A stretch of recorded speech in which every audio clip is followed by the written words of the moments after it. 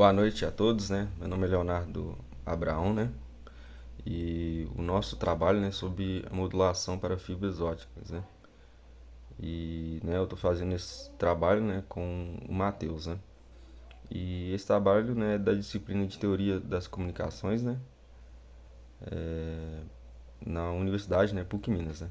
Então eu vou dar prosseguimento ao nosso trabalho. Então aqui, né, no nosso sumário, né, eu vou falar um pouquinho sobre a fibra, né? Um pouco da multiplexação, né? E assim alguns tipos de modulações, né? Então a fibra ótica, né? Fibra ótica, né, é um filamento de vidro, né, chegando à espessura de um fio de cabelo, né, composta por uma capa protetora, né, como você pode ver nessa imagem, né, casca, né, o núcleo, né, e, né, e por dentro, né, desse núcleo, né, percorre, né, essa luz, né.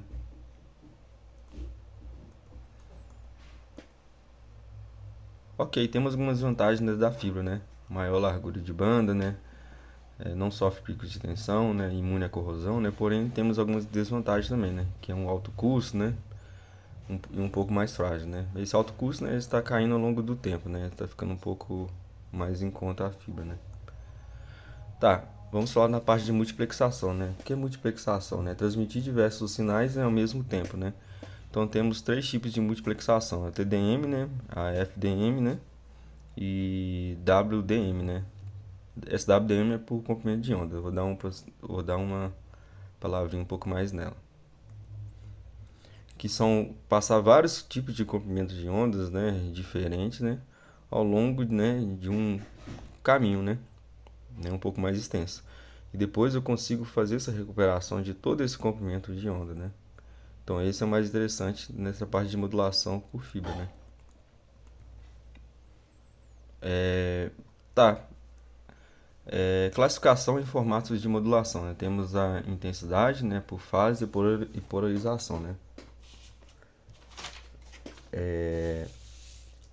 Essa, né, a polarização não é a mais usual, né, porque exige um controle e gerenciamento muito complexo, né, de projetos, né, nos seus receptores, né, e assim ela sai um pouco mais caro, né.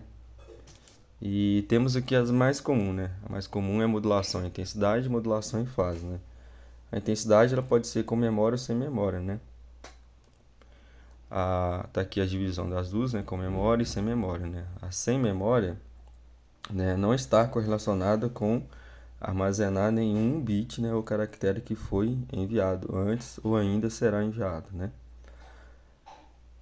E temos aqui a modulação por fase, né, está aqui representada, né, que somente, né, é a opção sem memória, né, não depende para realizar a demodulação de algum bit, né, ou caractere que foi enviado ou será enviado ainda dentre o sinal recebido, né. E, né, temos aqui, né, a modulação coerente, né, como vocês podem tá vendo aqui. E a diferença, né, entre as duas, né, é que uma tem, né, que a modulação coerente tem uma sensibilidade muito maior do que a modulação não coerente, né. E por isso, né, eu consigo alcançar maiores taxas, né, maiores capacidades de transmissão também, né. Né, na coerente eu tenho, né, a vantagem, né, de ser melhor, né, sensibilidade do receptor, né, alcançar a longa distância e melhor capacidade de transmissão comparado, né, às outras, né. Tá, então vamos dar prosseguimento, né. Então temos aqui a modulação por intensidade, que basicamente é a SK, né, é respeitar, né, 1, 0, 1, 1, né, que o seu, né, a sua vantagem é o desenho, né, do receptor relativamente simples, baixo custo, né, e a desvantagem, baixa tolerância aos efeitos, né, não lineares dos componentes devido à intensidade, né. Então, né, os semicondutores só tem essa desvantagem, né, se eu fazer isso, né, numa longa distância, né, porque ele vai ter esse atraso, né, essa distorção que é chamada de chirp aqui, né. Então, com isso, a modulação por intensidade, eu consigo realizar isso, né, porém, em longa distância eu vou ter essa distorção, né.